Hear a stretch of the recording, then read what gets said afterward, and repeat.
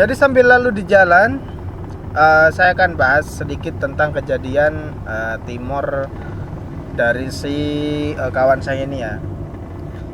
Jadi kalau dari kawan saya ini, dia kan kejadiannya tangkinya kotor.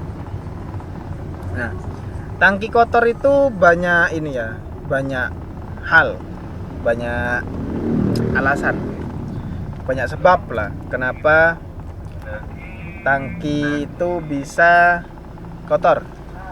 Jadi ada banyak sekali kenapanya.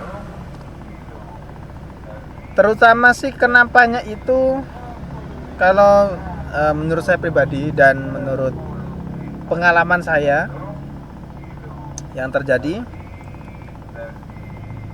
kenapanya itu BBM yang kurang bersih biasanya. Jadi memang historinya mobil dari kawan saya ini, dia pakainya kan BBM BPJS. Jadi kalau saya bahas yang terjadi, kemungkinan besar yang terjadi memang dari sana.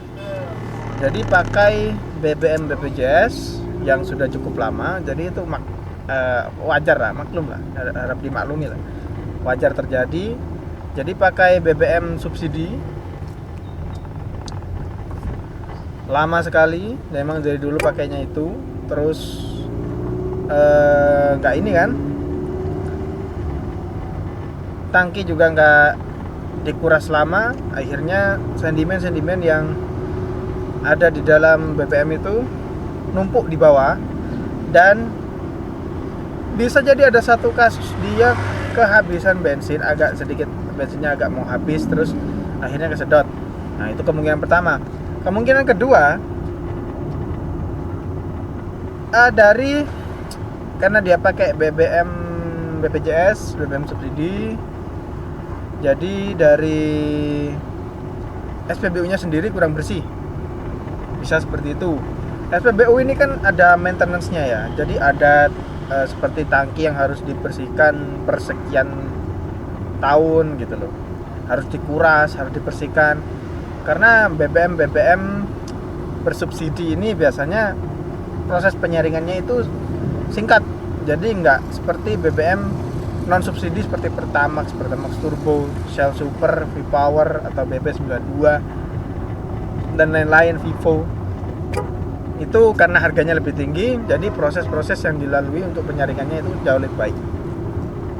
Memang dari segi kemampuan mobilnya, Timor itu bisa untuk BBM subsidi, bisa.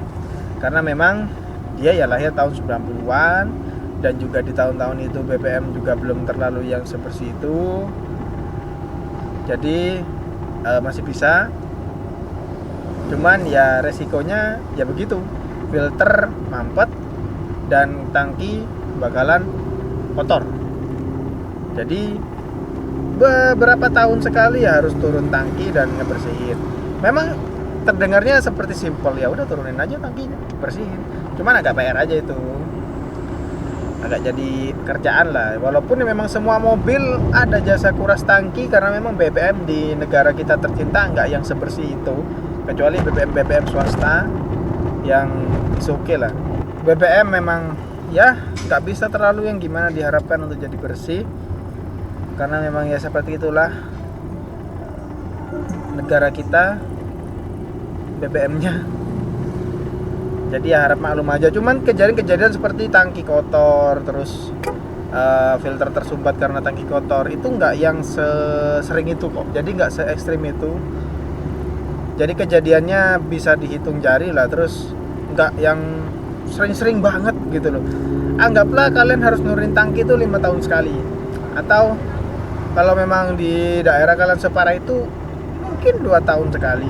Nah kayak gitu-gitu. Jadi turun tangki itu bukan yang so ekstrim itu, enggak. Jadi agak lama lah. Jadi bisa tenang, hajar aja yang pakai BBM subsidi, hajar aja, yang penting murah. Tapi ya siapkan budget untuk jasa kuras tangki. Memang yang menyebalkan itu misalkan kejadian tangki BBM tersumbat itu terus kejadiannya perjalanan atau waktu butuh-butuhnya. Waduh, man, itu capeknya luar biasa itu. Mantap itu. Keselnya juga mantap itu. Gimana lagi, sial nggak ada di kalender. Dan nikmati aja, namanya kita punya barang otomotif dan harus dirawat, ya seperti itulah yang terjadi. Enjoy, nikmati apa yang terjadi, dan tetap sabar sih, karena memang yang terjadi di sini ya seperti itu, BBM kotor, jadi harap maklum.